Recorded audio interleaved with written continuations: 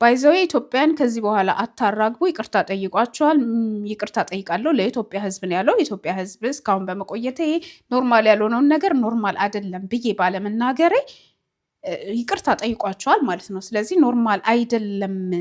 የልጅቷ የአባቷን ቤት ለማሰራት የእግዚአብሔር ቤት የአባቷ ቤት ነው። ባይዘው የአባቷን ቤት ለማሰራት እዛ ጋር በአቅሟ በኢንፍሉዌንሷ ገንዘብ እንዲሰበሰብ ማስታወቂያ መስራቷ ኖርማል አይደለም። ምክንያቱም ሴት ነች፣ ምክንያቱም ወሲብ ቀስቃሽ ነች ብሎ መናገሩ ኖርማል ስላልሆነ ኖርማል ያልሆነውን ነገር መናገር ግዴታው ስለሆነ ግዴታውን ተወጥቷል። ያው አሳምኖኛል። ባይዘው መጽሐፍ ቅዱስን መሰረት አድርጎ ነው ልጅቷ እንትን ያላት። ስለዚህ መጽሐፍ ቅዱስን መከራከር አይቻልም እና ባምቢ ትወጪልን። ከመውጣትሽ በፊት ግን አንድ ጊዜ መጽሐፍ ቅዱስን ይዞ አይደለ እንድትወጣ አትመጥኝም ብሎ የተናገረው ያመጣውን መጽሐፍ ቅዱስ ደግሞ እያደረግኩኝ ባምቢ ቆይ አትጂ ይዘሻቸው የምትሄጃቸው ብዙ ሰዎች ኖርማል ያልሆኑ ሰዎች እና ኖርማል ያልሆኑ ታሪኮችን በስማ ስንቱን እንደምጨርስ አላውቅም። መጽሐፍ ቅዱስ በአጠቃላይ እኮ ኖርማል ያልሆኑ ሰዎች የሞሉበት መጽሐፍ ነው እና አንዳንዶቹን እጠቅስልሻለሁ ማለት ነው እና ይዘሻቸው ትሄጃለሽ። ምክንያቱም ኖርማል ባልሆኑ ሰዎች ታሪክ ላይ የተጻፈን መጽሐፍ ይዞ አንዲትን ሴት ኖርማል አይደለሽም ብሎ ከእግዚአብሔር ቤት ከአባቷ ከፈጠራት ቤት ከምታመልከው አምላክ አትመጥኝም ብሎ አንድ ግለሰብ መናገሩ ልጀምር።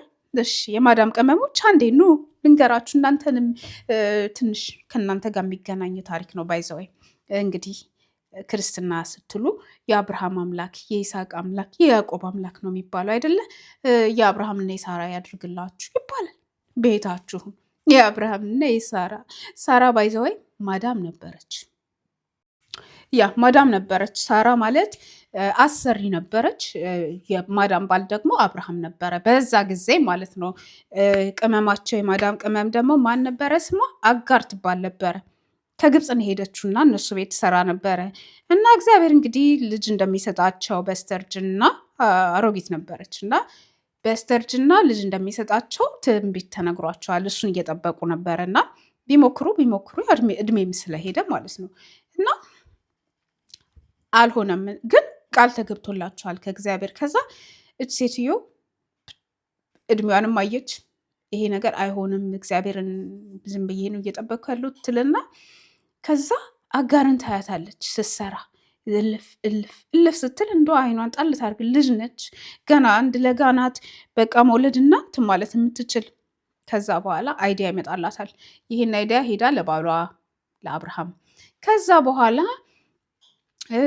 ስማ እንጂ በቃ እግዚአብሔር ያለ ነገር ልጅ እንደሚሰጠን እኮ ተናግሮን ነበር። አዎ እና እኔ የምልህ አጋርን ግን አይተሃታል?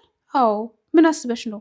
እኔማ በቃ ከእሷ ጋር ይሄ እንትን በልና ልጅ ይዘህ እሷ ብትወልድ ያው ሰራተኛ ነች ትውለድና እኛ እናሳድገዋለን፣ ምን ችግር አለው? እግዚአብሔር በአንድም በሌላም ይሰራል በሚለው ስታይል ትላለች። ኧረ ተይ ምን ሆነሽ ነው? እግዚአብሔርን እንጠብቅ ነው።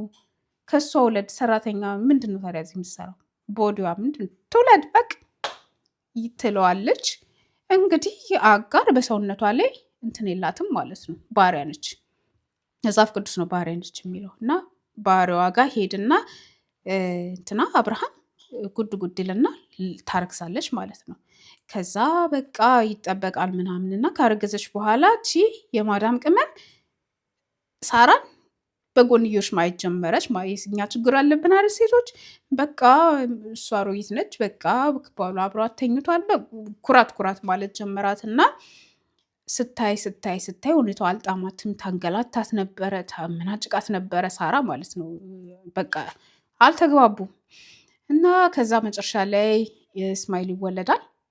እሱን ስታይ ደግሞ ጭራሽ በቃ ኮምፓይን ጫጭና እዚህማ አይቆዩም ትልና በራሱ አይዲያ የወለደችውን ልጅ ታቅፋ እንድትሄድ ከዛ ታባራታለች ከቤቷ ማለት ነው። እና መጽሐፍ ቅዱስን የምታውቀው ከሆነ አጋር ማለት ሚስኪን ከዛ ወታ ልጅ ገና የተወለደ ልጅ ይዛ ምናምን በበረሃ በውሃ ጥም ልትሞት የነበረች፣ እግዚአብሔር ግን ምንጭ በበረሃ ያፈለቀላት።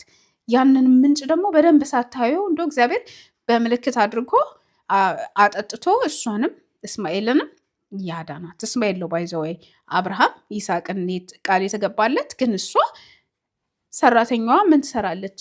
ይሄንን ማዕፀን ይዛ ብላ ሰውነቷን ለባሏ ሰታ በግድ አስወልደዋት ማለት ነው። እስማኤል የተወለደው ባይዘወይ እና አሁን ሳራ እቺ አሮጊት ሴትዮ ማለት ነው፣ ትልቅ በአማርኛ ያረጀች ሴትዮ አሮጊት ነው የሚባለው እና ይቅርታ በጣም እና እቺ ትልቅ ሴትዮ ማለት ነው ኖርማለች ወይ? ባይዘወይ ኖርማለች? አሁን የሰማችሁት ታሪክ እናንተ ላይ ቢሆን እና ማዳማችሁ እንደዛ አስወልዳ ከማዳም ባል ጋር አስደፍራችሁ ማለት ነው አስወልዳችሁ ብትባረር ኖርማለች? መልሱን ለእናንተ። አብርሃም ባይዘወይ አመጣጡ ከቤተሰብ ሌላ ቦታ ነበር የሚኖረው እና ጥለህ ውጣ ተብሎ ነው። እነዛ ቤተሰቦቹ ደግሞ ባዕድ አምላኪ ነበሩ ባይዘወይ። አሁን ይሄ ባዕድ አምልኮ ምናምን በጣም እንጸየፍ የለም ከዛ ቤተሰብ የመጣ ነው። የእንትን ልጅ ምናምን አሁን ስንሰዳደብ ነውር ነው አይደለ? አዎ ከእንደዛ ነው የመጣው እና እግዚአብሔር አገርህን ቤተሰቦችን ጥለው ውጣ ብሎት ነው እዛ ጥሎ የወጣው ማለት ነው። ከዛ በኋላ እንደዛ ወጥቶ መንገድ ከጀመረ በኋላ ምናምን ታሪኩ ከቀጠለ በኋላ የሆነ ጊዜ ላይ ደግሞ አብርሃምና ሳራ በመንገድ እያሉ ማለት ነው እንትን ይነሳል፣ ረሃብ ይነሳል። ረሃብ ይነሳና የግብፅ ፈርዖኑ ጋር እንትን ይላሉ ማለት ነው። እሱን ረሃቡን እንትን ለማለት አይዶኖ ረስቸዋለሁ። ሄዱና አንብቡት ይሄንኛውም ማለት ነው። እና ግን ማለት ነው እዛ ግብፅ ሀገር ውስጥ ፈርዖኑ አይቶ ሚስቱን እንደተመኛት ካወቀ በኋላ ፈርዖኑ ንጉሱ ማለት ነው ሳራን አያትና በቃ እቺን በቃ አብሬያት ምናምን ይላል ማለት ነው። ከዛ አብርሃምዬ ምን ይላል? በቃ እኔን ይገሉኛል፣ አንቺን ወደውሻል፣ አንቺ አማለሻችኋል። በሰውየው አባባል ያው ወስዋሽንሽ ቀስቃሽ ሆናበት ማለት ነው። እና ፈርዖኑ በቃ እቺንማ አብሬያት ምናምን ሲል ባልየው ምን ይላል? አው ውሰዳት፣ እኔ እህቴ ነችና አላቃትም ብሎ ካደ ማለት ነው። ልክ እንደ ይሁዳ አላቃትም ብሎ ንጉሱ እንትን እንዲል ማለት ከንጉሱ ሁሉ ገንዘብ ተቀብሎ እንትን አለ፣ ካዳት። አንድ ጊዜ ብቻ አይደለም ሌላ ጊዜም ማለት ነው። ማን ነበረ ሌላ ንጉስ እንደዚህ እንትን ብሎ አቤሜሌክ ነው ምናምን የሚባል ንጉስ አሁንም አይቶ ተመኝቷት አብርሃም ሚስት ያደለችን ብሎ ክዷል 2 ጊዜ። ሚስቱን የሆነ ችግር ሲመጣ የሚክድ ባለው አብርሃም ባይዘወይ ሽል ብሎ ኢቭል ከሚስቱን ልክ እንደ ፒምፕ አድርጎ ማለት ነው። ሳራ ባሏን ለሰራተኛ ፒምፕ አረገች፣ እሱ ደግሞ ሚስቱን ለንጉስ ፒምፕ ያደርጋል፣ ገንዘብ እየተቀበለ እህቴ ነች የሚል ሚስቱን ለንጉስ እንትን የሚል ፒምፕ የሚያደርግ ሰው ነበር አብርሃም ባይዘወይ። ኖርማል ነው፣ ኖርማል ላቸው እነዚህ ሰዎች። መጽሐፍ ቅዱስ ውስጥ መጽሐፍ ይጠበቅባቸዋል። ገና ባክግራውንዱ ራሱ የባዕድ አምልኮ ከዛ ቤተሰብ የመጣ ሰው አብርሃም። ጠበቁ ተብሎ ነው አይደለ? በስንት ዓመቱ በ90 ዓመቱ ነው በምናምን በስተርጅና ነው እንግዲህ ይስሐቅን የወለዱት። ግን አልጠበቁ። የአጋርስ ታሪክ፣ የማዳም ቅመምስ ታሪክ፣ የእሷ ታሪክስ የእሷስ ህይወት ማተር አያደርግም ማለት ነው። መጽሐፍ ቅዱስ እንግዲህ ይሄ ነው ማለት ነው። ይሄንንም ይዘክ ስለምንትን ስለምን እንቀጥላለሁኝ ባምቢ አብርሃምና ይስሐቅንም ይዘሻቸው ትሄጃለሽ። ምክንያቱም ኖርማል አይደሉም። ፒምፖች ናቸው ሁለቱም ባይዘወይ። ከዛላችሁ አብርሃም እንግዲህ ከቤተሰቦቹ ከዛ ከባዕድ አምላኪ ከሆኑ ቤተሰቦቹ ሲወጣ አብሮት ይዞት የወጣው ደግሞ ማንን ነበረ? የወንድሙን ልጅ ሎጥ የሚባል አንድ ከዝኑን ይዞት ነው የወጣው። ኔፊው ነው የሚባለው፣ የወንድም ልጅ ነው። እና ያንን ሎጥን ይዞ ሲወጣ አብሮት የደረሰበት በቃ ሀብትም ቢሆን ምንም ቢሆን አብረው እንዲሆኑ ነው። እና ሎጥ አብሮት ይከተለዋል። በቃ እንደዛ እየሄዱ ከግብፅም የተሰጠው ስጦታ አለ። ሚስቱ እንደዚህ ብሎ ከግብፅ ንጉስም የተቀበለው እንትን አለ። ብቻ እየሄዱ ሀብታም እየሆኑ መጡ። ብዙ ከብቶችን እያገኙ መጡ። በባዶ እጃቸው የወጡ ሰዎች ማለት ነው። በቃ ከዛ የከብቶቻቸው ብዛት የንብረታቸው ብዛት እየሄዱ እንግዲህ እግዚአብሔር ከቤተሰቡ ወጣ ብሎት የት እንደሚሉ ገና መንገድ ላይ ናቸው። እና እንደዚህ እያደረገ ሀብቱን ካካበተ በኋላ በጣም ንብረታቸው ይበዛና ማኔጅ ለማድረግ ሲቸገሩ በቃ እንለያይ መንገዳችንን እዚህ ጋር ቻው እንባባል ይሉና ከሎጥ ጋር ለሁለት ይካፈላሉ ማለት ነው። አንተ የመረጥከውን ምረጥ ይለዋል። ምረጥ የፈለግከውን፣ ይሄም ያንተ ነው፣ ይሄም ያንተ ነው። ወደ ምስራቅ ይሻላል፣ ወደ ምዕራብ ይሻላል። ከዛ ሎጥ ወደ ምስራቅ ያለውን የአሁኑ ሰዶምና ገሞራ የሚባለው ነገር አለ አይደል? ሰዶም የምትባለዋን ከተማ ሎጥ ይመርጣል ማለት ነው። ከዛ እሺ በቃ በጣም ይከፋዋል አብርሃም ሲያየው፣ ሰዶም በጣም ለምለም ከተማ ናት ምናምን። ከዛ እግዚአብሔር ብትፈልግ እኮ ይሄም ያንተ ነው፣ ይሄም ያንተ ነው፣ ሁሉንም ለአንተ ነው የሰጠው እኮ ቃል የገባውልክ ለአንተ ነው እና ይውሰድ ችግር የለም ግን ያንተ ነው እኮ ለአንተ ብዬ ነው እንትን ያልኩት፣ ይውሰድ ችግር የለውም ስጠው ይለው እና እሱ ወደ ኬብሮን ነው የሚባለው፣ ወደ ኬብሮን ወደሚባለው ይሸበለላል። ሎጥ ምስራቅ ሰዶምን ይይዛል ማለት ነው። እንደዛ ብለው ይሰፍራሉ። እንደዛ ብለው ከሰፈሩ በኋላ የሎጥ እዛ ከተማዋን ይመሰርትና የሎጥ ከተማ ውስጥ እንግዲህ አሁን የምንላቸው ሰዶምና ገሞራ በእሳት ዲን የወረደበት ከተማ ማለት ነው። ያ የሎጥ እንትኑ ነው፣ የሎጥ ድርሻው የነበረው ነው። እና በቃ እንደዛ ሄዶ ሄዶ ሄዶ እንግዲህ የሆነ ጊዜ ላይ አይ ቲንክ ማን ሊጎበኘው እንደሄደ ቆይ ሎጥን ማለት ነው ሊጎበኙት እንግዲህ መጽሐፍ ቅዱስ ነው የሚለው ሎጥን ሊጎበኙት በሶስት ሽማግሌዎች ተመስለው እንዳልሳሳት ግን በሶስት ሽማግሌዎች ተመስለው አብ ወልድ መንፈስ ቅዱስ ቆይ ቼክ ላድርግ ይሄን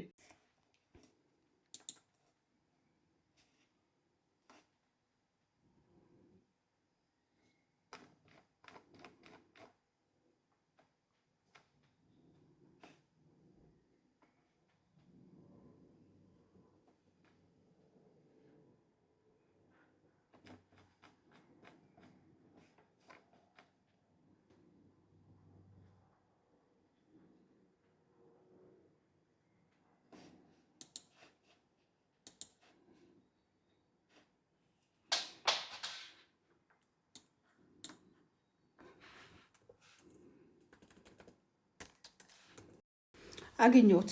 ሁለት መላእክት በመሸ ወደ ሰዶም ገቡ። ሎጥም በሰዶም በር ተቀምጦ ነበር። ሎጥም ባያቸው ጊዜ ሊቀበላቸው ተነሳ፣ ፊቱንም ደፍቶ ወደ ምድር ሰገደ። አላቸውም ጌቶቼ ሆይ ወደ ባሪያችሁ ቤት አቅኑ፣ ከዚያም ምደሩ፣ እግራችሁንም ታጠቡ፣ ነገ ማልዳችሁም መንገዳችሁን ትሄዳላችሁ። እነርሱም በአደባባዩ እናድራለን፣ ውጪ ማለት ነው፣ በአደባባዩ እናድራለን እንጂ አይሆንም አሉት። እጅግም ዘበዘባቸው። ወደ እርሱም አቀኑ፣ ወደ ቤቱም ገቡ። ማዕድ አቀረበላቸው፣ ቂጣንም ጋገረ፣ እነርሱም በሉ። ገናም ሳይተኙ የዚያች ከተማ የሰዶም ሰዎች ከብላቴናው ጀምሮ እስከ ሽማግሌው ድረስ በየስፍራው ያለው ሕዝብ ሁሉ ቤቱን ከበቡት። ሎጥንም ጠርተው እንዲህ አሉት፣ በዚህ ሌሊት ወደ ቤት የገቡት ሰዎች ወዴት ናቸው? እናውቃቸው ዘንድ ግንኙነት እናደርጋቸው ዘንድ ማለት ነው። ማወቅ እንግዲህ በመጽሐፍ ቅዱስ ግንኙነት ማድረግ ነው። እናውቃቸው ዘንድ ወደ እኛ አውጣቸው። ሎጥም ወደ እነርሱ ወደ ደጅ ወጣ፣ መዝጊያውንም ከኋላው ዘጋው። እንዲህም አለ፣ ወንድሞቼ ሆይ ይህን ክፉ ነገር አታድርጉ። እነሆ ወንድን ያላወቁ ሁለት ሴቶች ልጆች አሉኝ። እነሱን ላውጣላችሁ፣ እንደወደዳችሁም አድርጓቸው። በእነዚህ ሰዎች ብቻ ምንም አታድርጉ፣ እነሱ በጣሪያዬ ጥላ ስር ገብተዋልና። ስለዚህ ሎጥ ሁለት ሴት ልጆቹን ለማስደፈር የከተማው ሰው ነው እንግዲህ የመጣው። ከብላቴናው ጀምሮ እስከ ሽማግሌው ድረስ በየስፍራው ያለው ሕዝብ ነው የወጣው። ሕዝብ ሁሉ ቤቱን ከበቡት።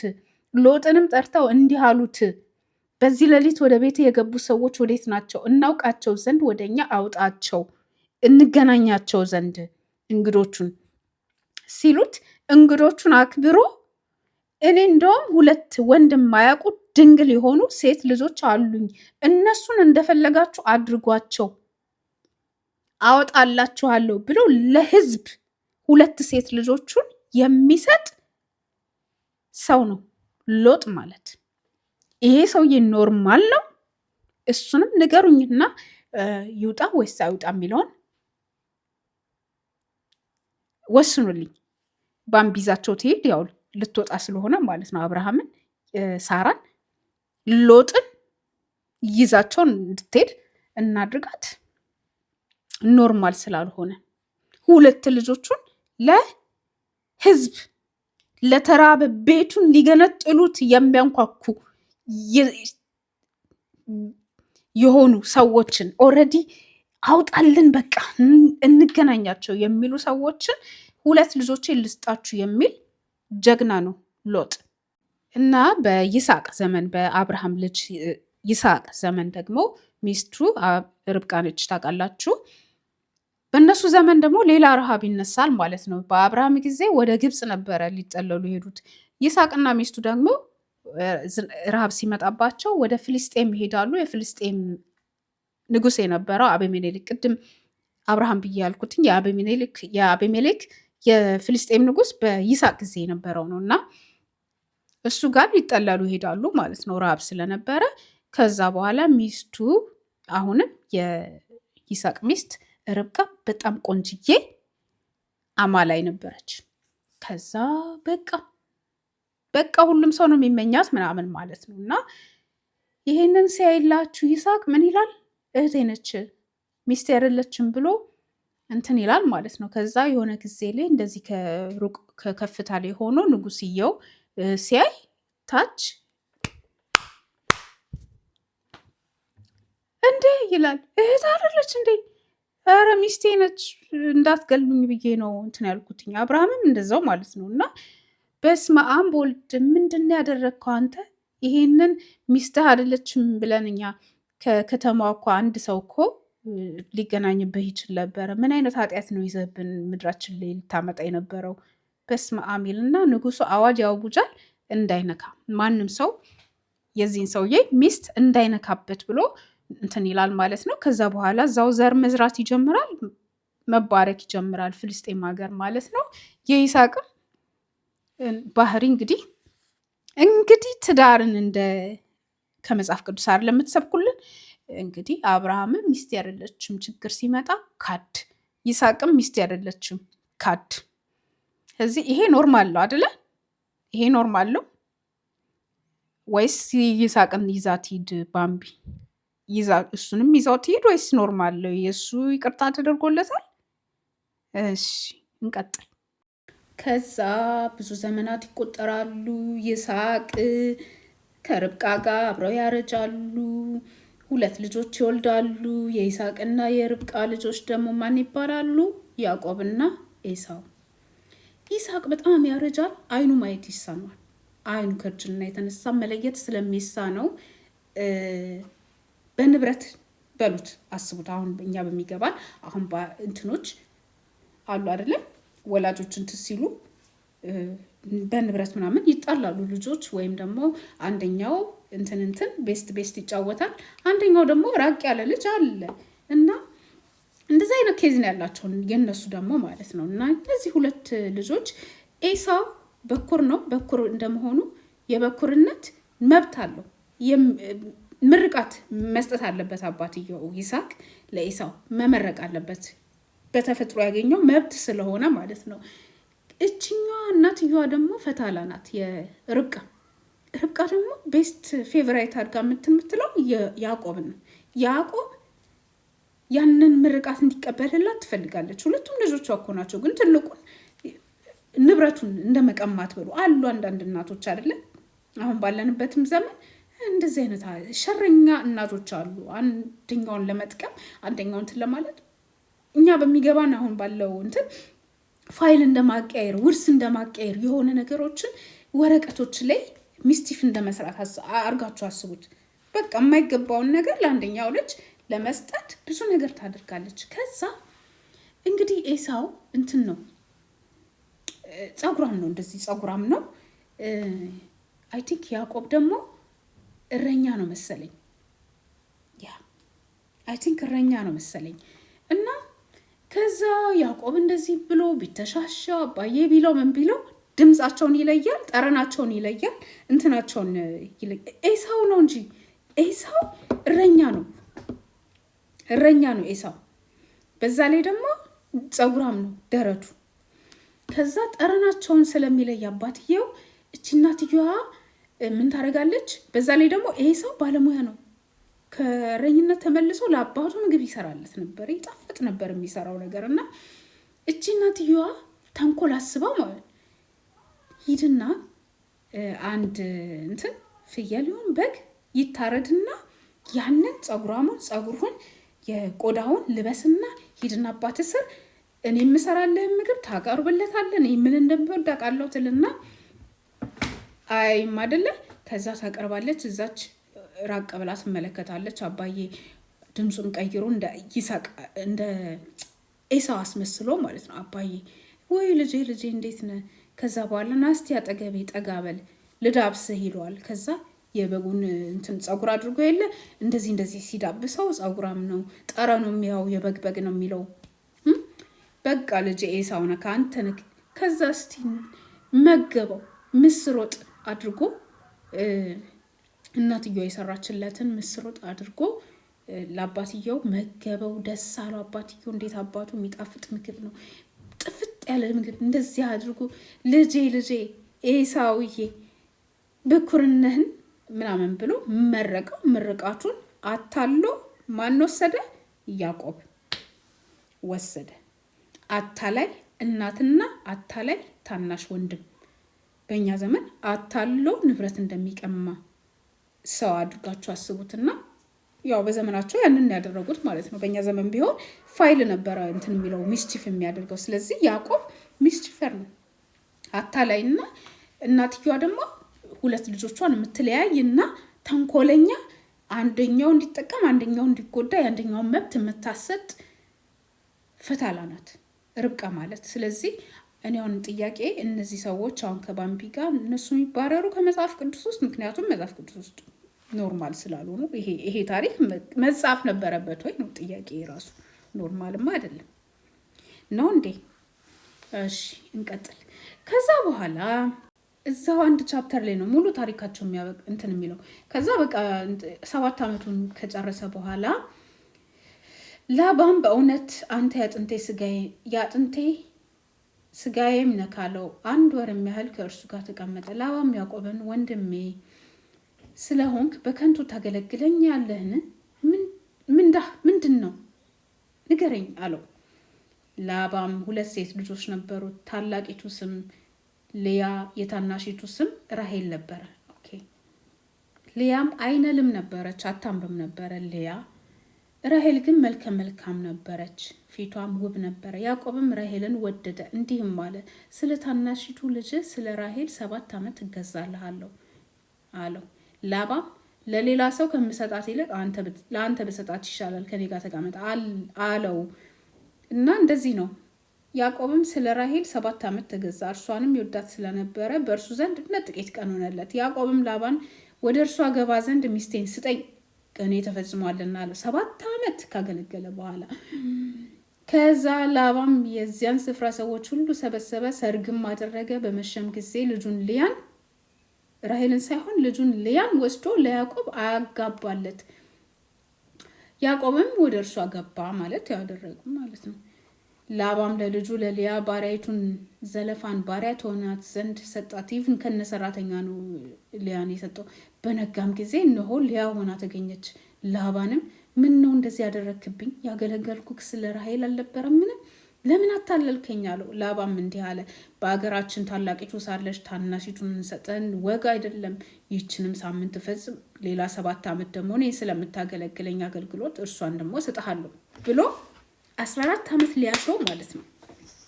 ይሄ ማለት አንዳንድ አሰሪዎች የሆነ ነገር እያዙ ፓስፖርት ይዘውባችሁ የሚያሿቸው አሉ፣ የሆነ ነገር ይዘውባችሁ የሚያሿቸው አሉ። ላባ እዚህ መጽሐፍ ቅዱስ ውስጥ መጻፍ አለበት ወይ ነው? ኖርማል ነው ወይ? ይህ ኖርማል ነው? ይሄ ታሪክ አሁን ይሄ ታሪክ ኖርማል ነው? አባቶች ልጆቻቸውን ራሱ እንደዚህ መደራደራቸው ራሱ ኖርማል ነው። ከዛ በኋላ አሁንም ላንብብላችሁ።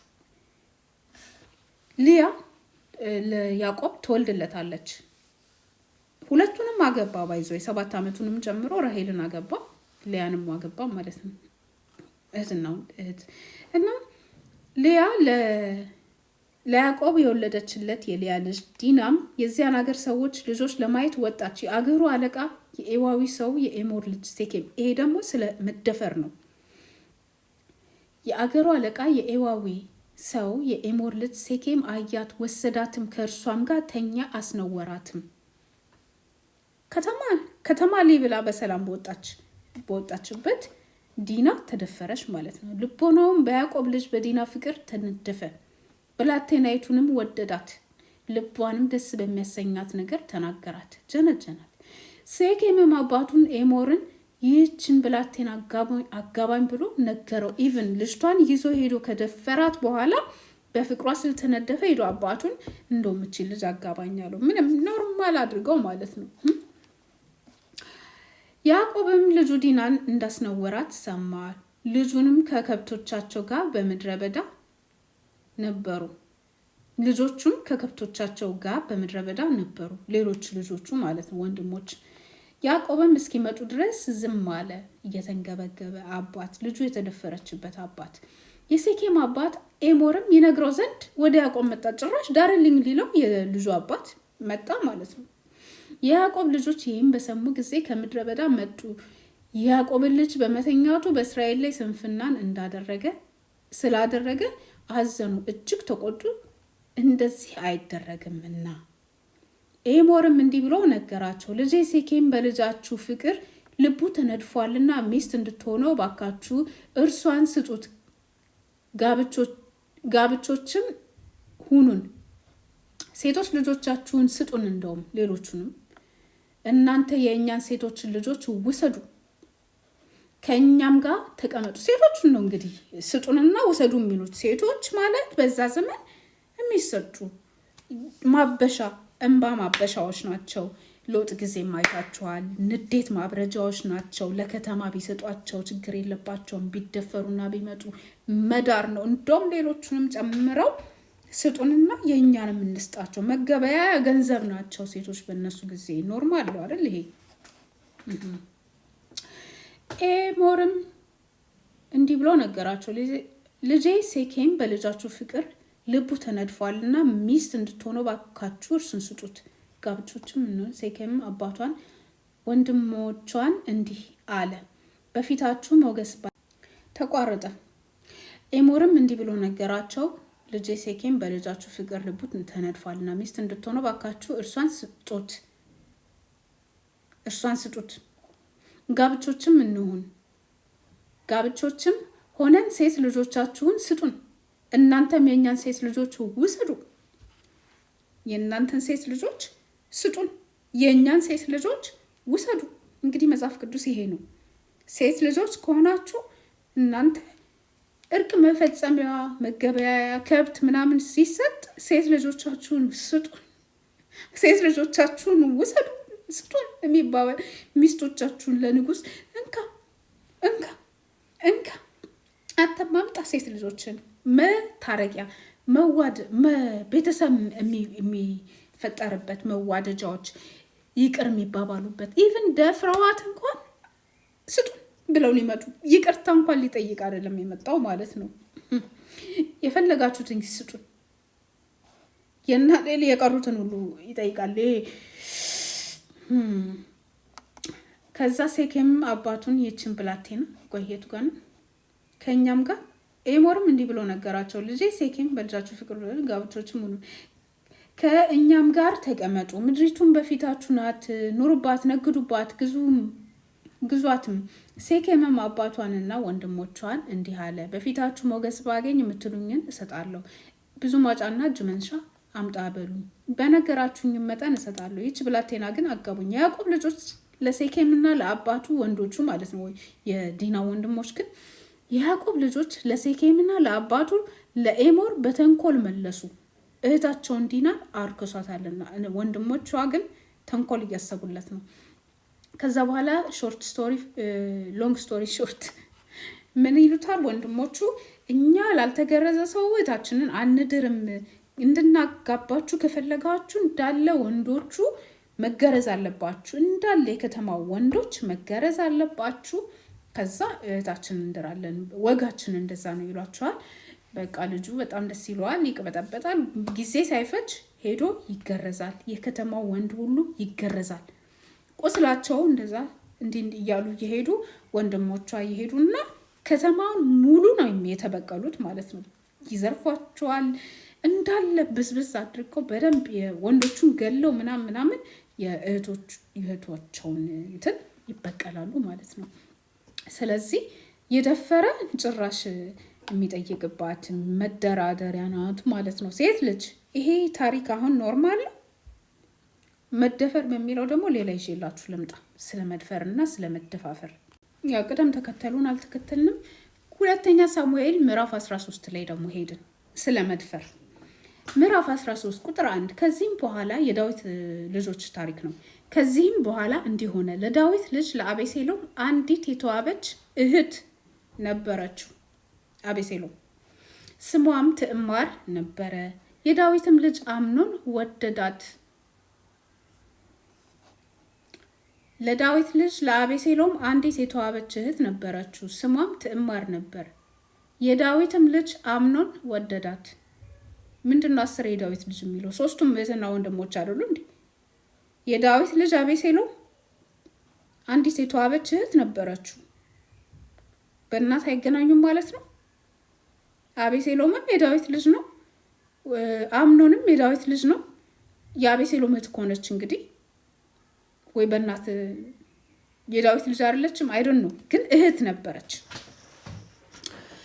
ልድገምላችሁ። ከዚህ በኋላ እንዲህ ሆነ፣ ለዳዊት ልጅ ለአቤሴሎም አንዲት የተዋበች እህት ነበረችው፣ ስሟም ትዕማር ነበር። የዳዊት ልጅ አምኖን ወደዳት። ወንድማማቾች ናቸው እንግዲህ፣ እህትየውን የሚወዳት። አምኖንም ከእህቱ ከትዕማር የተነሳ እጅግ ስለተከዘ ታመመ፣ ድንግል ነበረችና አንዳች ያደርጋት ዘንድ በዓይኑ ፊት ጭንቅ ሆነበት። ወንድም እህቱን ለአምኖን የዳዊት ወንድም የሳምዓ ልጅ የኢዮዳብ ኢዮዳብ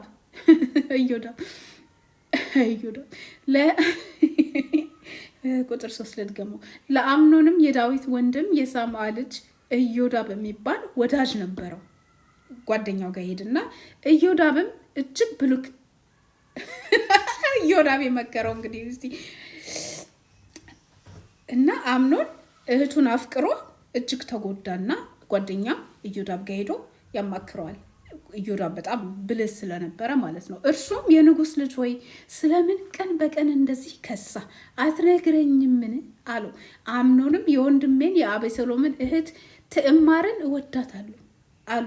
ኢዮዳብም ታምም ያለው ብለህ አልጋ ላይ ተኛ አለው። አባትህም ሊያይስ በመጣ ጊዜ እህቴ ትዕማር እንድትመጣና እኔ የምበላውን እንጀራ እንድትሰጠኝ መብሉንም እኔ እያየው እንድታዘጋጅልኝ ከእጇም እንድበላው እለምንሃለሁ በለው ለዳዊት ማለት ነው አለው። እንዲህም እንግዲህ ዳዊት ልጆቹ ናቸው፣ ምን ብሎ ያስባል?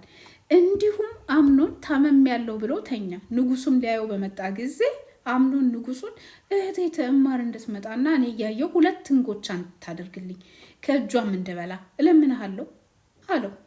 ዳዊትም መብልን ታዘጋጅለት ዘንድ ወደ ወንድምሽ ወደ አምኖን ቤት ሂጂ ብሎ መልእክተኞችን ወደ ትዕማር ቤት ላከ።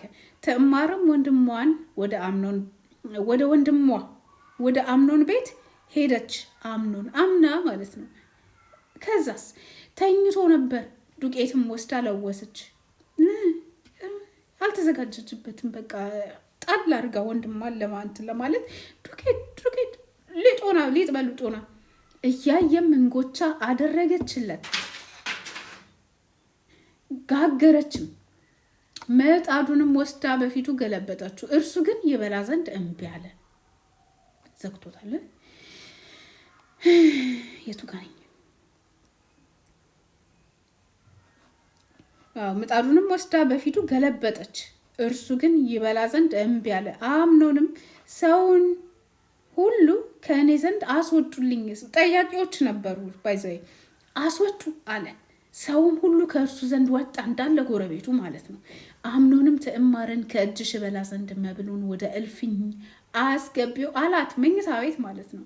ትዕማርም የሰራችውን እንጎቻ ወስዳ ወንድሟ አምኖን ወዳለበት እልፍኝ አገባችው። መኝታ ቤት ይዛለት ገባች። መብሉንም ባቀረበች ጊዜ ያዛትና እህቴ ሆይ ነይ ከኔም ጋር ተኛ አላት። እርሷም መልሳ ወንድሜ ሆይ አይሆንም፣ እንዲህ ያለ ነገር በእስራኤል ዘንድ አይገባምና አታሳፍረኝ፣ ይህንን ነውረኛ ስራ አታድርግ። ቁጥር 13 እኔም ነውሬን ወዴት ልሸከም? አንተም በእስራኤል ዘንድ ከምናምንቴዎች እንደ አንዱ ትሆናለህ። ከእንግዲህ ስለ ንጉሱ ንገረው፣ እኔንም አይነሳህም አለው። እህቱን አይነሳህም አለችው። ከምትደፍረኝ ቢያንስ ለዳዊት ንገረውና እንጋባ አለችው። ቃሏን ግን አልሰማትም። ከእርሷ ይልቅ ብርቱ ነበርና በግድ አስነወራት። ከእርሷም ጋር ተኛ ወንድምየው። ከዚያም በኋላ አምኖን ፈጽሞ ጠላት። ጂሰስ አስቀድሞም ከወደዳት ውድ ይልቅ ከመውደዱ ይልቅ በኋላ የጠላት ጥላቻ በለጠ። አምኖንም ተነስተሽ ሂጂ አላት። ከደፈራት በኋላ ጠላትና ተነሽና ሂጂ አላት። እርሷም አይሆንም፣ ቀድሞ ከሰራኸው ክፋት ይልቅ እኔን በማውጣት የበለጠ ክፋት ትሰራለህ አለችው። እርሱ ግን አልሰማትም። የሚያገለግለውንም ብላቴና ጠርቶ ይችን ሴት ከፊቴ አስወጥተ በሩን ዝጋባት አለው። ያ በጭንቀት ያስከሳችው ሴት በሴኪሪቲ ያስወጣት። ትዕማርም በራሷ ላይ አመድ ነስንሳ ብዙ ህብር ያለውን ልብሷን ተርትራ ውድ የሆነውን ልብሷን ተርትራ እጇንም በራሷ ላይ ጭና እየጮኸች እያበደች ሄደች። ወንድሟም አቤሴሎም ወንድምሽ አምኖን ከአንቺ ጋር ነበርን? እህቴ ሆይ አሁን ግን ዝም በይ፣ ወንድምሽ ነው፣ ወንድምሽ ነው፣ አሁን ግን ዝም በይ፣ ይህን ነገር በልብሽ አትያዡ አላት። ትዕማርም በወንድሟ በአቤሴሎም ቤት ብቻዋን ተቀመጠች፣ ደበቃት ወንድምየው። ንጉሥ ዳዊት ይህን ነገር በሰማ ጊዜ እጅግ ተቆጣ። ነገር ግን የበኩር ልጁ ነበርና ስለወደደው የልጁን የአምኖን ነፍስ አላሳዘንም። ያዙልኝ። ንጉሥም ዳዊት ይህን ነገር በሰማ ጊዜ እጅግ ተቆጣ። ነገር ግን የበኩር ልጁ ነበርና ስለወደደው የልጁን የአምኖንን ነፍስ አላሳዘንም። አቤሴሎምም እህቱ ትዕማርን ስላሳፈራት አምኖንን ጠልቶታልና የአቤሴሎም አምኖንን ልድገመው 22 አቤሴሎምም እህቱን ትዕማርን ስላሳፈራት አምኖንን ጠልቶታልና አቤሴሎም አምኖንን ክፉም ሆነ መልካም አልተናገረውም። ከ2 ዓመትም በኋላ አቤሴሎም በኤፍሬም አቅራቢያ ባለችው በቤላሶር በጎቹን አሸለተ። አቤሴሎምም የንጉሱን ልጆች ሁሉ ጠራ። አቤሴሎምም ወደ ንጉሱ መጥቶ እነሆ ባሪያ በጎቹን ያሸልታል፣ ራሱን ማለት ነው ያሸልታል። ንጉሱና ሌሎቹ ከባሪያ ጋር ይሄዱ፣ ከኔ ጋር ይሄዱ፣ በጎቼን ላሸልት ነው ብሎ ንጉሱን አባቱን ይጠይቃል አቤሴሎም። ንጉሱም አቤሴሎምን ልጄ ሆይ እንከብድብሃለንና ሁላችንን እንመጣ ዘንድ አይሆንም አለው። የግድም አለው። እርሱም መረቀው እንጂ ለመሄድ እምቢ አለ። ዳዊት እርሱ ግን መረቀው እንጂ ለመሄድ እምቢ አለ፣ አልሄድም አለው። አቤሴሎምም አንተ እምቢ ካልክ እንግዲህ ወንድሜ አምኖን ከኛ ጋር እንዲሄድ እለምንሃለሁ አለው። ንጉሱም ከአንተ ጋር ለምን ይሄዳል አለው። አቤሴሎምም የግድ አለው። አምኖንና የንጉሱ ልጆች ሁሉ ከእርሱ ጋር ሰደደ። ስለዚህ እህትና ወንድሞችን ሁሉ ዳዊት ላከ፣ እኔ ግን አልሄድም በጎችን ልታሸልት ብሎ እሱ ቀረ። አምኖንንም አብሮ ላከለት ማለት ነው። አቤሴሎምም እንደ ንጉስ ግብዣ ያለ ግብዣ አደረገ። አቤሴሎምም አገልጋዮቹን አምኖን የወይን ጠጅ ጠጥቶ ልቡን ደስ ባለው ጊዜ አዩ።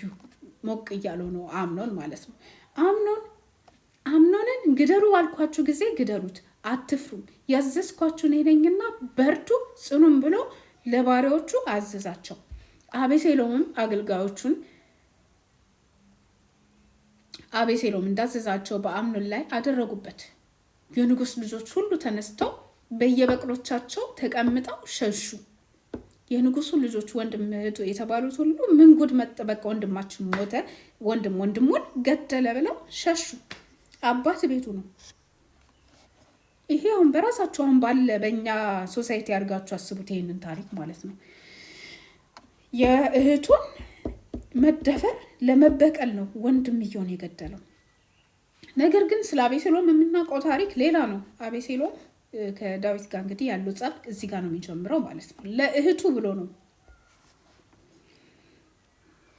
ከዛ በኋላ የሚመጣው ይሰደዳል፣ ከእንትን ንጉስን እንትን ይፋቃል። ብዙ ታሪክ ነው ዳዊትና አቤሴሎም ያላቸው። ይሄ ነው ቁርሾ የተነሳው።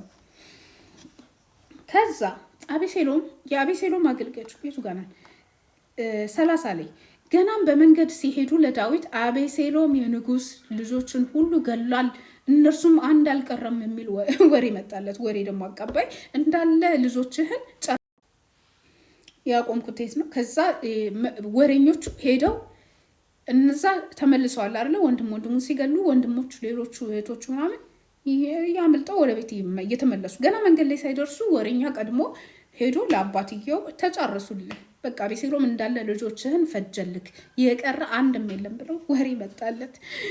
ንጉሱም ተነስቶ ልብሱን ቀደደ፣ በምድር ላይም ወደቀ። ባሪያዎቹን ሁሉ ልብሳቸውን ቀደው አጠገቡ ቆሙ። የዳዊት ወንድም የሳማ ልጅ ኢዮዳብ ጌታዬ ጎልማሶቹ የንጉስ ልጆች ሁሉ እንደሞቱ አያስብ፣ እህቱ ትዕማርን በግድ ካስነወራት ቀን ጀምሮ በአቤሴሎም ዘንድ የተቆረጠ ነገር ነበርና የሞተ አምኖን ብቻ ነው።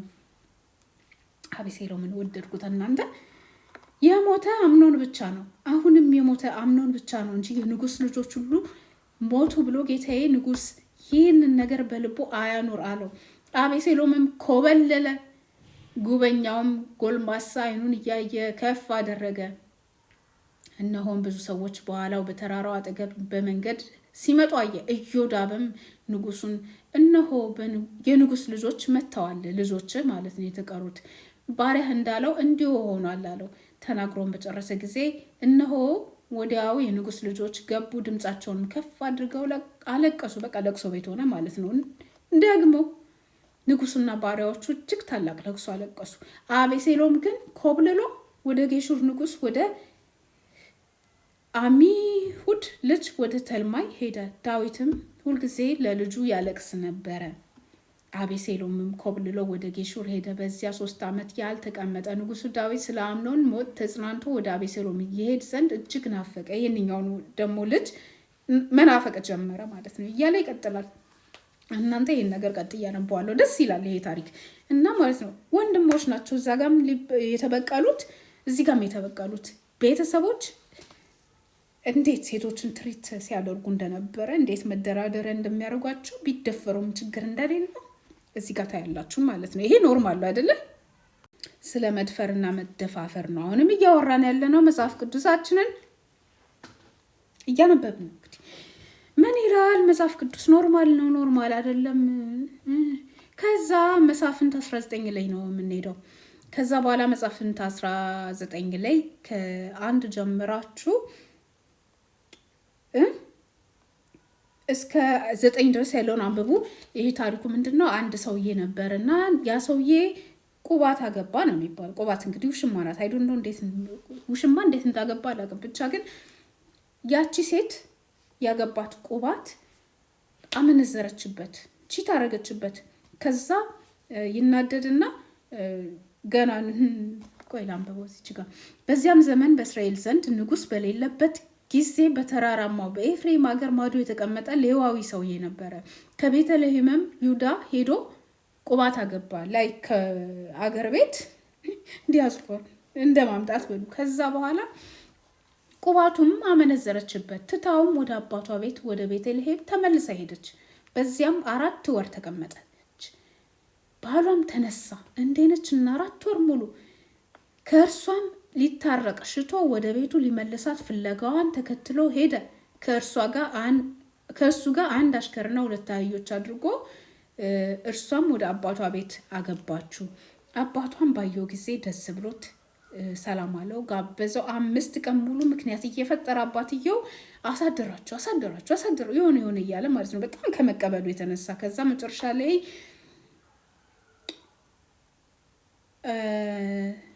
መጨረሻ ላይ ሰውየው ግን በዚያ ሌሊት ለማደር አልፈቀደም። በቃ እምቢ ይላል። 5ኛው ቀን ላይ ማለት ነው። ተነስቶም ሄደ ሚስቱን ይዞ ቁባቱን ይዞ ማለት ነው። አግብቷታል።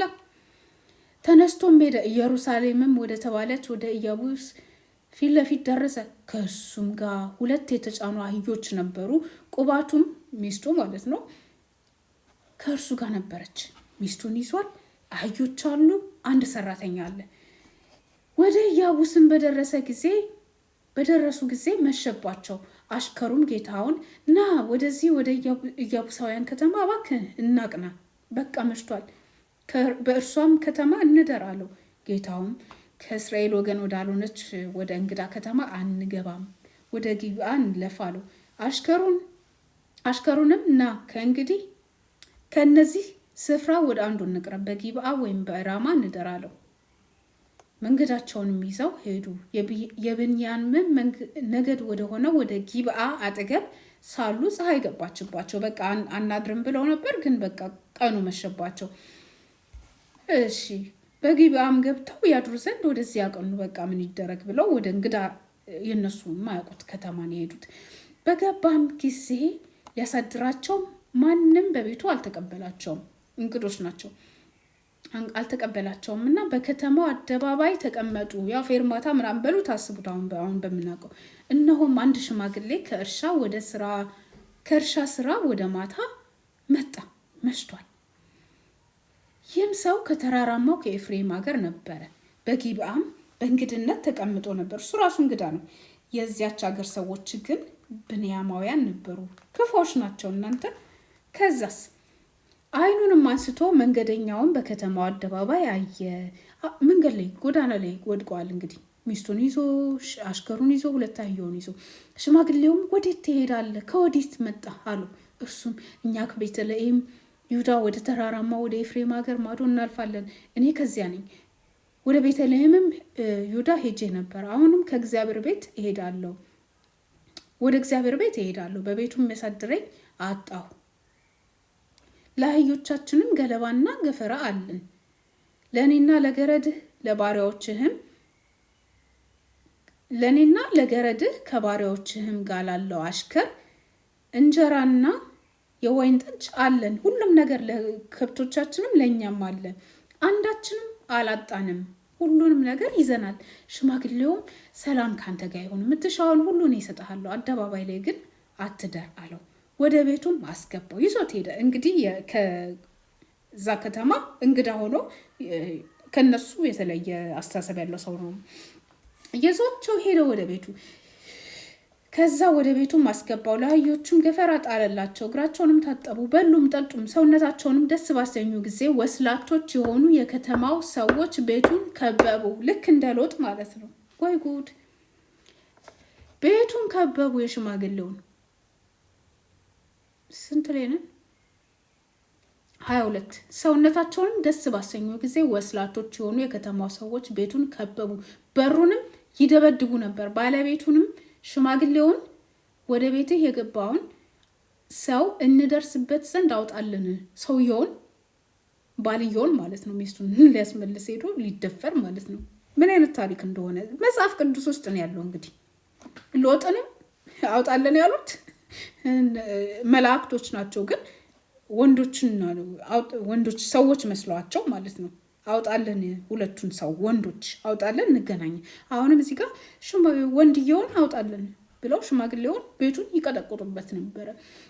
ባለቤቱም ሽማግሌው ወደ እነርሱ ወጥቶ ወንድሞቼ ሆይ ይህን ክፉ ነገር ባካችሁ አታድርጉ፣ ይህ ሰው ወደ ቤቴ ገብቷልና እንደዚህ ያለ ኃጢአት አትስሩ። ድንግል ልጄና የእርሱ ቁባት እነሆ አሉ፣ አሁንም አወጣላችኋለሁ። አዋርዷቸው፣ እንደወደዳችሁም አድርጉባቸው።